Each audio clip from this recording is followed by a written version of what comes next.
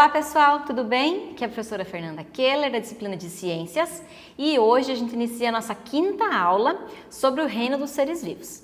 Afinal, o que seria esse reino dos seres vivos?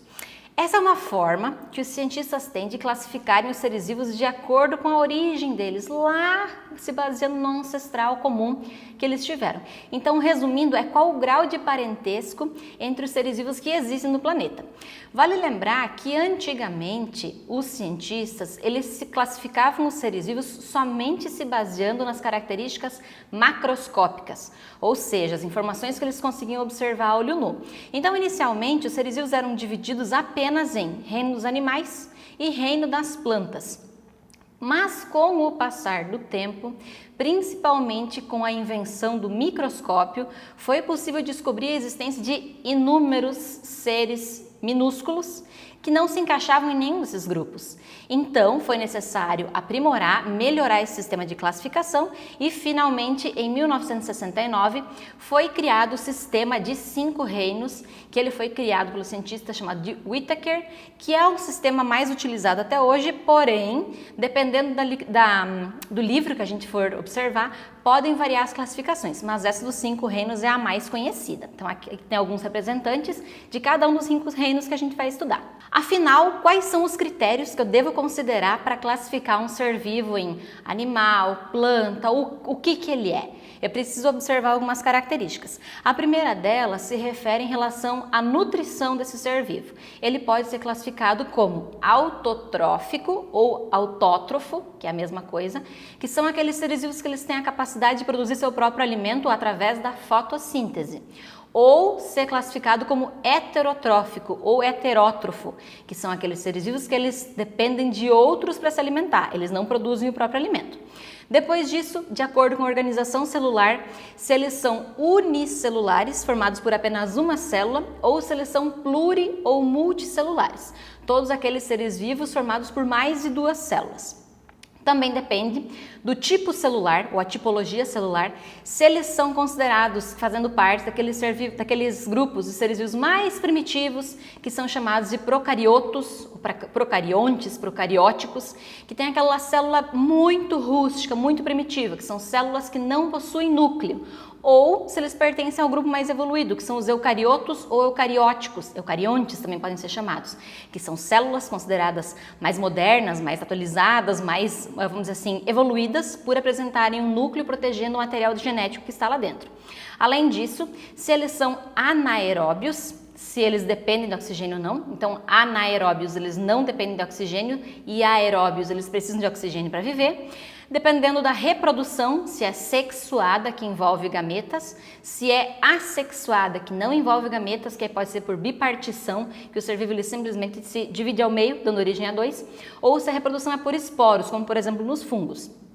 E também, um último critério, de acordo com a locomoção, se esse ser vivo ele tem a capacidade de se locomover ou se ele é de vida fixa. Então, ele teria a característica de ser séssil, ele não se movimenta. Então, iniciando o primeiro reino dos seres vivos, considerado o reino dos seres vivos mais antigos, mais primitivos e menos evoluídos, é o reino Monera. Dependendo do livro que a gente for consultar, for pesquisar, a gente vai encontrar esse reino Monera dividido em 2 outros, como o reino das árqueas, que são as bactérias que vivem assim em ambiente hostil, como por exemplo em lugar muito quente, muito salgado ou muito ácido, e o reino Eubactéria, que são as bactérias mais modernas. Mas a gente vai focar no reino Monera, que ele inclui todas essas. Então, são seres microscópicos com células muito pequenininhas que elas são muito pouco desenvolvidas, ou seja, esses seres vivos são unicelulares, formados por apenas uma única célula. A célula é procariótica, ela não tem núcleo envolvendo eles. Eles podem ser autotróficos, que produzem o próprio alimento através da fotossíntese, que são algumas algas que fazem isso, ou heterotróficos, dependem de algum outro material para se alimentarem. E esse grupo é formado pelas bactérias e as cianobactérias. Cianobactérias são chamadas também de algas azuis ou cianofíceas. E essas algas, esses seres microscópicos, eles podem viver em colônias ou sozinhos.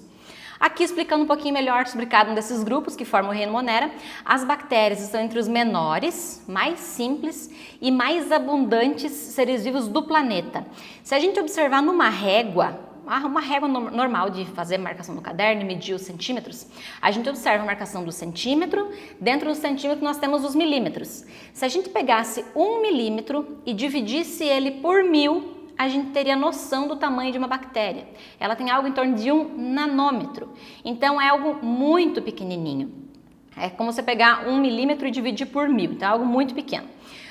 Elas habitam, por serem tão pequenas, elas têm a capacidade também de habitar diversos ambientes do planeta. Elas existem no solo, no ar, na água, vivendo sobre superfícies, dentro de organismos vivos, na parte externa também, então eles são muito diversos. E a importância deles pra gente é que eles têm a capacidade de transmitir doenças, alguns deles, como por exemplo a pneumonia, a cárie não necessariamente que é uma doença, mas é um problema comum de acontecer, a meningite, que é uma doença bem séria, e também alguns podem ser muito úteis ao ser humano, tanto na parte de produção de alimentos, na produção de antibióticos, remédios bem importantes, e também algumas vivem em associação no nosso organismo, no trato digestivo, por exemplo, no intestino, auxiliando o processo de digestão sem fazer nenhum mal para a gente. Então as imagens ali mostram, são bactérias que fazem a fermentação do vinagre, por exemplo, algumas bactérias são utilizadas para produzir o iogurte, os lactobacilos, que a gente escuta falar, são bactérias que fermentam o leite para a produção de iogurte. Ali a imagem da moça recebendo uma aplicação na testa, pessoas que utilizam o Botox. A toxina botulínica, ela é produzida, vamos dizer assim, utilizada para aplicação de Botox, que nada mais é do que uma substância, uma toxina, produzida por bactérias, que vai diminuir a movimentação de alguns músculos, a contração de alguns músculos faciais, dando o aspecto de a pessoa ser mais jovem, né? E a importância também das bactérias que vivem no solo, que elas ajudam a, vamos dizer assim, a degradar a matéria orgânica, a apodrecer o material e devolver esses nutrientes para o solo, tornando, vamos dizer assim, enriquecendo o solo para que essa planta possa se desenvolver melhor. Além das bactérias, as cianobactérias ou algas azuis, elas são fotossintetizantes, então elas produzem o próprio alimento, as bactérias não. E algumas dessas cianofícias, elas costumam aparecer em um lugar com muita matéria orgânica disponível, ou seja, um lugar contaminado, principalmente por esgoto. E quando acontece de haver mais matéria orgânica disponível, pode acontecer um processo chamado de floração. A floração não é que a bactéria vai dar flor. A floração é uma multiplicação exagerada dessa bactéria que vai fazer com que a água mude de cor, como na imagem está aparecendo, a água com um aspecto bem esverdeado. E essas bactérias, por se multiplicarem em excesso, elas podem liberar nessa água uma toxina, que elas podem afetar estruturas diferentes do nosso organismo. Por exemplo, as hepatotoxinas, elas afetam o fígado.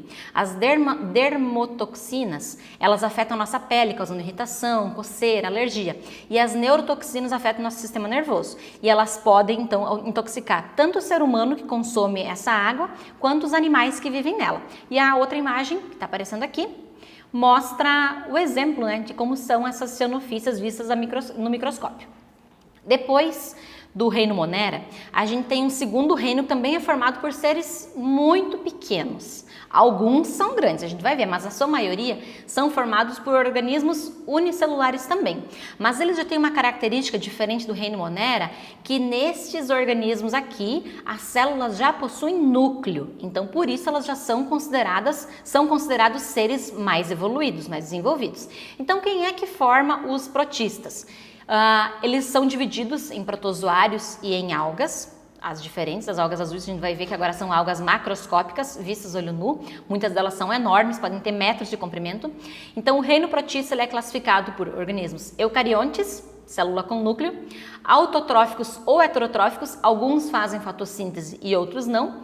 E alguns são unicelulares, organismos muito simples, como os protozoários, e outros são pluricelulares, formados por mais de 2 células, no caso das algas. Então, os protozoários, quem são eles?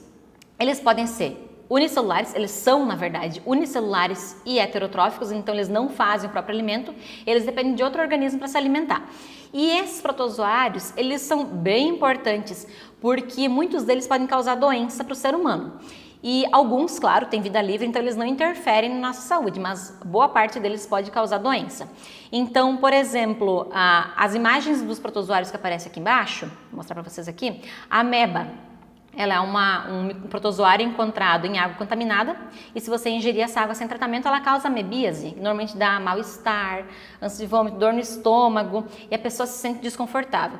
O tripanossomo, que ele pode ser, por exemplo, transmissor da doença de Chagas. O balantídeo, que ele também causa uma doença muito parecida com a amebíase e com a giardíase, que é aqui embaixo transmitida pela giardia.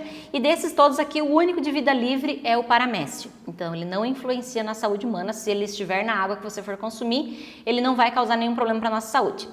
No outro caso, no outro grupo, as algas, elas podem ser uni ou pluricelulares. As pluricelulares são algas gigantescas, algumas, né, são gigantescas que vivem no fundo do mar. E elas são a base da cadeia alimentar aquática, tanto as grandes quanto as pequenas. As pequenas, elas formam o fitoplâncton, por exemplo, servindo de alimento para inúmeras espécies de seres vivos que vivem no fundo do mar, que vivem na água. E essas algas também, elas têm um valor econômico muito importante. Por quê? Muitas delas são utilizadas na nossa alimentação, como a alga verde, a alga parda. Algumas delas podem ser utilizadas para a fabricação de ração animal. As algas vermelhas, quando elas se multiplicam em grande quantidade, elas causam também a maré vermelha, que elas mudam um pouquinho o aspecto da cor do mar, porque elas se multiplicam em grande quantidade e algumas delas também podem ser tóxicas. As algas douradas e as pirofícias. Então, as algas aqui também, elas podem ser utilizadas para a fabricação de produtos de beleza e higiene e também são muito importantes, na verdade, e são consumidas por diversos povos há muito tempo atrás. E lembrando que as algas verdes, algumas vivem no fundo do mar, elas podem ter algo em torno de 60 metros de comprimento.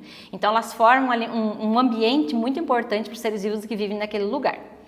Depois deles, o reino fungi, que já é um reino também mais evoluído, porque os organismos deles todos são eucarióticos, todas as células, todos os organismos têm células com núcleo, alguns, né, podem ser unicelulares, na sua maioria são pluricelulares, e são heterotróficos, não possuem a capacidade de fazer fotossíntese, então eles se alimentam de outras coisas, outras substâncias. São heterotróficos de absorção. Como o fungo não tem boca para comer alguma coisa que está se decompondo, por exemplo, uma planta, uma madeira que está apodrecendo, eles liberam uma enzima, que é uma substância que vai ajudar a digerir, a quebrar aquele material em partículas menores, para que ele possa absorver e aproveitar os nutrientes para sua alimentação. O grupo do reino fungi, ele inclui tipos diferentes de fungos, como por exemplo o que está aparecendo aqui, os cogumelos, mofos, orelhas de pau, líquens, entre outros organismos. Só para diferenciar aqui um pouquinho. O vermelhinho aqui em cima, que tem esse aspecto de chapéuzinho, são os cogumelos. A diferença dos cogumelos para outros tipos de fungo é que eles produzem esse corpo de frutificação. Quando o cogumelo vai se reproduzir, ele desenvolve essa estrutura aqui na superfície do solo. Só que o que a gente não vê é que embaixo da terra, esse fungo muitas vezes é muito maior do que a gente vê na superfície. Embaixo do cogumelinho, a gente vê o bolor. Os bolores normalmente eles são tóxicos, eles produzem toxina e eles não são comestíveis. Do ladinho pequenininho aqui, nós temos as leveduras. As leveduras são utilizadas para fazer fermentação de alimentos, como do pão, da cerveja, e ela é utilizada na alimentação humana. Embaixo das leveduras, nós temos os cogumelos chamados de orelha de pau. Eles têm a capacidade de digerir madeira. Então, eles têm esse aspecto, parecem uma orelhinha grudados na madeira que está se decompondo, e eles são muito mais rígidos do que os cogumelos normais. No ladinho aqui, nós temos um tipo diferente de fungo que são chamados de líquens. E, na verdade, é uma associação entre um fungo e uma alga. Não faz mal nenhum para a planta, eles vivem muitas vezes sobre plantas, sobre pedras, em ambiente bem úmido, né? E eles se ajudam na questão de conseguir alimento. Certo? Então, para ver um pouquinho a importância desses fungos, muitos deles podem nos transmitir doenças, como por exemplo micoses e a candidíase. As plantas também podem ser acometidas por doenças fúngicas. Além disso, na alimentação humana é usado em torno de 200 espécies de fungos, como champignon, shimeji, shiitake, principalmente no povo oriental que conhece melhor essas espécies de fungos. Alguns são utilizados na indústria farmacêutica, como, por exemplo, para produzir um antibiótico. O primeiro antibiótico descoberto foi a penicilina, que é muito importante, né? A partir do uso dela, da descoberta dela, foi possível tratar diversas doenças que até então causavam a morte de muitas pessoas. Além disso, da penicilina, tem um remédio que ele é utilizado para pessoas que passaram por um transplante de órgãos, que esse remédio tem a função de reduzir a chance do organismo rejeitar aquele órgão da pessoa transplantada. Então é muito importante a participação dos fungos na nossa vida, vamos dizer assim. Aí aqui embaixo mostrando a primeira imagem, o vinho utilizado produzido a partir da fermentação produzida pelos fungos, a produção de pão, a produção de alguns tipos de queijos que também são utilizados para produzir esses queijos mais fortes, são utilizados alguns tipos de fungos. Aqui do ladinho tem o champignon, que ele é bem conhecido, pode ser utilizado na nossa alimentação, é um fungo bem conhecido. No ladinho aqui um pé acometido por diversos tipos de micoses, de repente, né, que afetou inclusive o formato da unha. E aqui do lado, que não dá para deixar de citar, os fungos, por eles terem essa capacidade de digerir, de desmanchar literalmente os alimentos, matéria orgânica que está em decomposição, eles ajudam a reciclar nutrientes na natureza.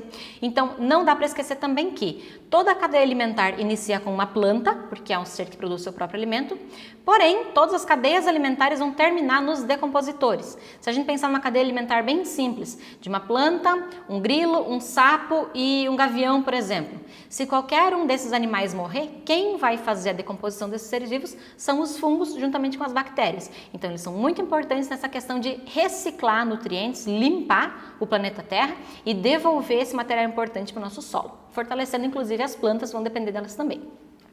O reino das plantas, que já é um reino também considerado mais evoluído ainda, se você observar, esses reinos que a gente está vendo, vem numa certa ordem evolutiva, lá desde o mais simples, que era o reino Monera, até o último reino que a gente já vai observar daqui a pouquinho. Então o reino Plantae, ou reino vegetal, é o reino das plantas, de todos os tipos que existem, desde as minúsculas até as maiores, as gigantescas, são formados por seres eucariontes, então todas as células, todos os seres vivos desse grupo têm células com núcleo, todos são pluricelulares, então são macroscópicos, visíveis a olho nu, autotróficos, porque conseguem fazer fotossíntese.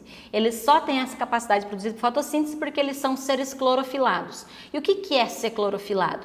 É que eles possuem a clorofila, que é um pigmento verde que dá cor para as plantas e permite esse processo de realização da fotossíntese junto com a luz solar e com a água e os sais minerais que essa planta vai retirar do solo, por exemplo.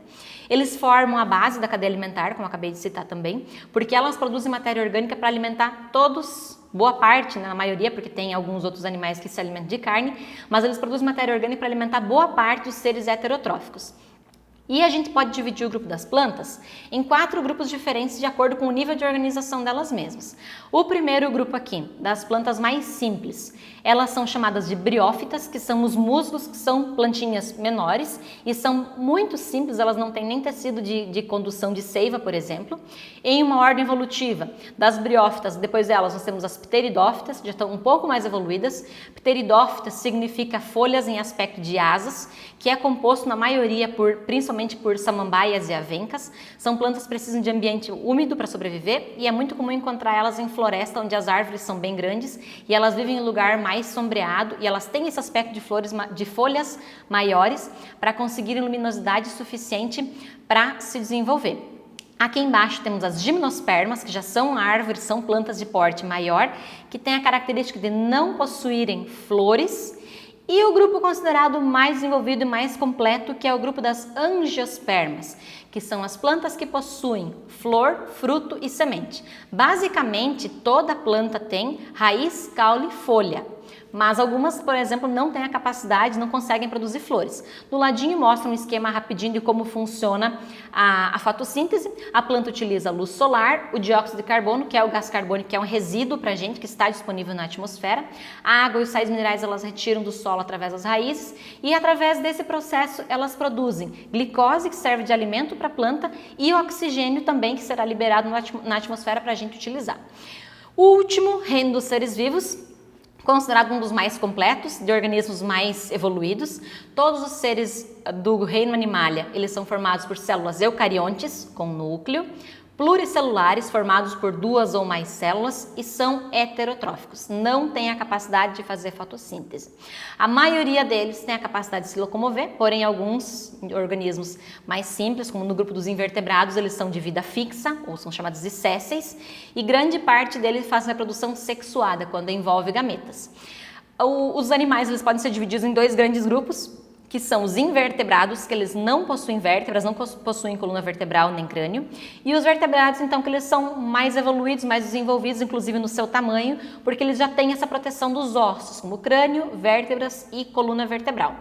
Então, eles não possuem, os seres do reino animalia, eles não possuem celulose nem clorofila, então eles são chamados de aclorofilados, por isso que eles não conseguem fazer o próprio alimento, né? Só lembrando, no reino das plantas, reino plantae, a importância das plantas para a nossa vida é imensa. Elas produzem oxigênio para o nosso ambiente, elas melhoram a qualidade do ar. É comprovado que você ter contato com a natureza, com plantas, fazem com que reduza os níveis de estresse. Tem as plantas que são utilizadas, por exemplo, para fins medicinais, fins alimentícios, mas também não podemos deixar de lembrar que existem plantas tóxicas, que a gente tem que tomar muito cuidado, que elas podem causar alergia ou, dependendo do caso, elas podem causar morte, tanto de animais domésticos quanto dos seres humanos. E nos animais aqui, observando rapidinho os dois grupos, invertebrados e vertebrados, os invertebrados, então, é um grupo muito grande, com diversas espécies de animais, desde os menores até os maiores, assim, os mais conhecidos. E no ladinho a gente pode dividir também o grupo dos vertebrados em 5 grandes grupos, que são os peixes, os anfíbios, os répteis, as aves e os mamíferos, também num certo nível de organização, dos mais simples para os mais complexos. E por último, um ser vivo. Ele é um ser que está muito na mídia ultimamente, mas ele não apareceu em nenhum desses reinos, se vocês observaram, que são os vírus. Os vírus, eles não têm metabolismo próprio, ou seja, eles vivem no ambiente, só que eles no ambiente eles não podem fazer nada pra gente. Porém, quando eles entram no nosso organismo de alguma forma, eles têm a capacidade de nos transmitir doenças, algumas bem sérias, né? E uma que está tão na moda agora, tão na mídia, que é o caso do coronavírus.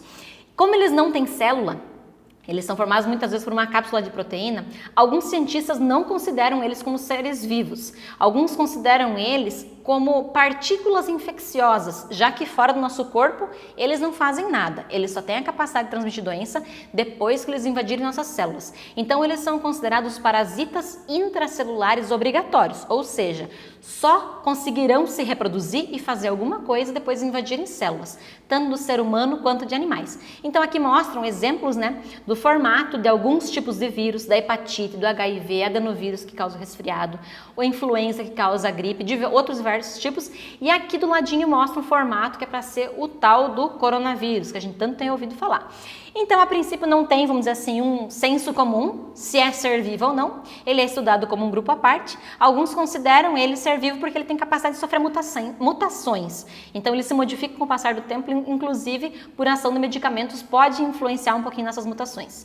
Tá certo, pessoal? Esses foram os reinos dos seres vivos. Espero que tenham gostado, tenham acompanhado as informações. Se ficou alguma dúvida, algo explicado muito rápido, voltem, assistam a aula, leiam o material de vocês, pesquisam extra e não deixem de fazer as atividades, tá bom? Eu aguardo vocês numa próxima aula. Beijos, até mais!